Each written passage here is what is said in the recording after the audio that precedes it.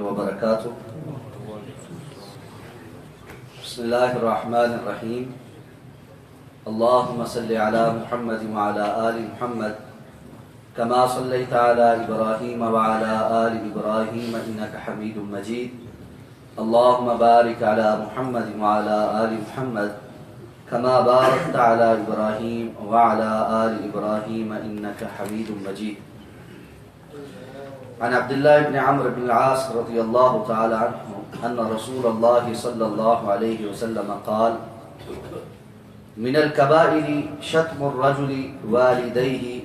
قالوا يا رسول الله صلى الله عليه وسلم وهل يشتم الرجل والديه؟ قال: نعم، يسب أبا الرجل فيسب أباه ويسب أمه فيسب أمه. متفق عليه.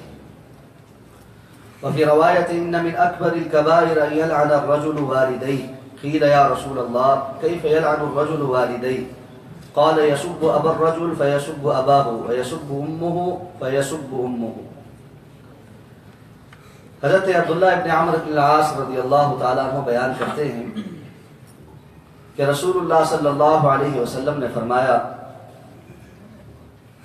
کبیرہ گناہوں میں سے ایک گناہ یہ بھی ہے شتم الرجل والدی، کسی بیٹے کا اپنے والدین کو گالی دینا.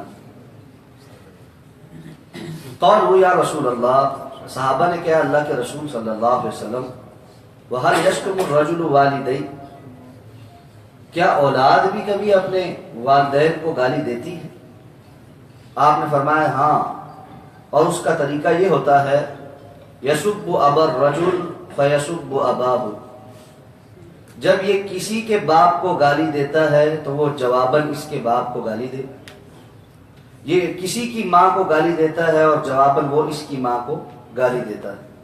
اور دوسری روایت میں آپ نے فرمایا بہت بڑے کبیرہ گناہوں میں سے، اکبر الکبائر میں سے ایک کبیرہ گناہ یہ ہے کہ انسان اپنے والدین پر لعنت کرے.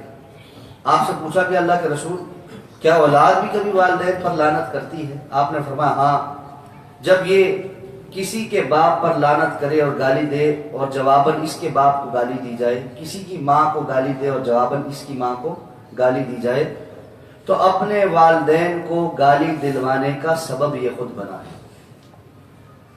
والدین کی نافرمانی کے حرام ہونے سے متعلق احادیث مبارکہ ذکر ہو رہی ہے.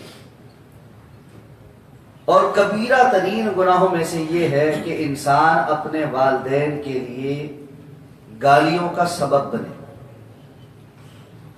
یہ تو اس دور کی بات ہے کہ جب لوگوں میں اخلاق پایا جاتا تھا تو صحابہ کرام حیران ہو کر پوچھ رہے ہیں کہ اللہ کے رسول کیا کبھی اولاد بھی اپنے والدین کو گالی دیتی ہے؟ اور کیا کبھی اولاد بھی اپنے والدین پر لعنت کرتی ہے؟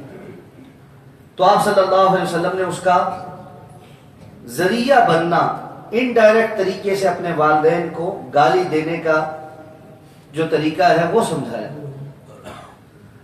افسوس کے ساتھ آج تو صورتحال ایسی ہے کہ قیامت کی نشانیوں میں سے ایک نشانی یہ بھی ہے کہ اولاد ماں باپ کے ساتھ غلاموں اور لونڈیوں والا سلوک شروع کر دے.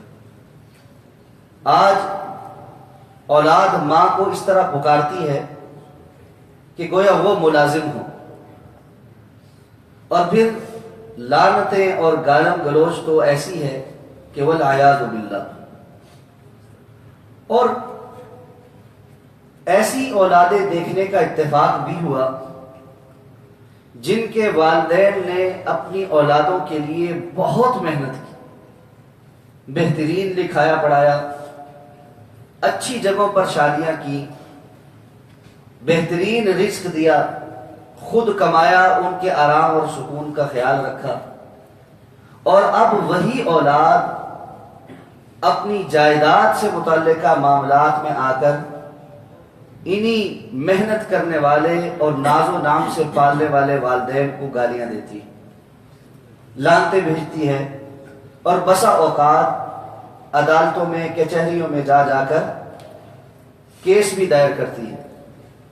رسول اللہ صلی اللہ علیہ وسلم نے فرمایا تھا والد اوسط ابواب الجنہ، جنت کے درمیانے دروازہ ہے، درمیانہ دروازہ جس کو ہم کہتے ہیں مین گیٹ. تو مین گیٹ ہے جنت میں داخل ہونے کا. آپ نے فرمایا اگر تم چاہو تو اس گیٹ کو توڑ ڈالو اور اگر چاہو تو اپنے لیے برقرار رکھو. تو اس لیے انسان کو اس حوالے سے بہت زیادہ اپنے اخلاق پر نظر دوڑانے کی ضرورت ہے کہ وہ اپنے والدین کے حق میں کبھی ایسے الفاظ استعمال نہ کرے جو انسان کے لیے کبیرہ گناہ لکھ دیا جائے اور پھر اللہ کے فرشتوں کی لعنت کا بھی وہ انسان مستحق بن جائے. اور پھر کسی کے والدین کو گالی دینا، کسی کے باپ کو یا ماں کو برا کہنا، اور جواباً اگر وہ آپ کے والدین کو ایسا کہیں تو جس نے جواباً کہا ہے اس کا گناہ یہ نہیں لکھا جائے گا کہ فلاں نے آپ کے ماں باپ کو یہ کہا، بلکہ یہ لکھا جائے گا کہ آپ نے اپنے والدین کو گالی دی. تو بڑی سنگین بات ہے، اس طرف توجہ کرنی چاہیے. اور یہ بات بھی سمجھ لیجئے کہ والدین کسی کے بھی ہوں قابل احترام ہوتے ہیں. ہمارے ہاں بسا اوقات چونکہ اب بھی جوائنٹ فیملی سسٹم موجود ہے تو گھروں میں ہم سے چھوٹوں کے بچے موجود ہوتے ہیں. چھوٹے بہن بھائی ہیں یا اولاد ہے تو ان کی آگے اولاد موجود ہے. تو ہم سے جو لوگ چھوٹے ہیں عمر میں ان کی آگے اولادیں گھروں میں موجود ہوتی ہیں. اب چونکہ ان بچوں کے والدین عمر میں ہم سے تو چھوٹے ہیں یا ہماری اولاد ہیں یا ہمارے چھوٹے بہن بھائی ہیں، تو ہم اپنا یہ حق سمجھتے ہیں کہ ہم ان کے ساتھ سختی کر سکتے ہیں، کوئی ایسی بات کہہ سکتے ہیں کیونکہ ہم بڑے ہیں.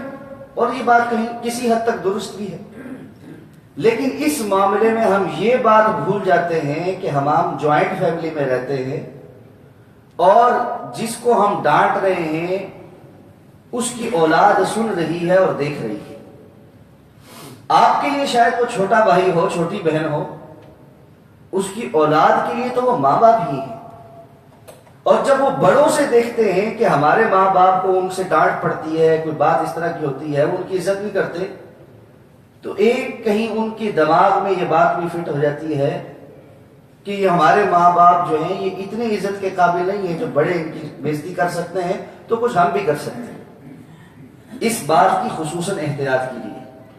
اگر کبھی ایسا موقع آ جائے کہ اپنے چھوٹے بہن بھائیوں کو یا آپ کے ساتھ رہنے والے دیگر لوگوں کو کچھ سمجھانے، کوئی بات کرنے کا موقع آ جائے تو ان کی عزت نفس کا خصوصاً ان کی اولاد کے سامنے خیال رکھ کے گفتگو کرنا اور اولاد کے سامنے کوئی ایسی بات نہ کرنا جس سے اولاد کی نظر میں اپنے ماں باپ کی عزت گھٹتی ہو، ایسا کوئی کام نہ کرے.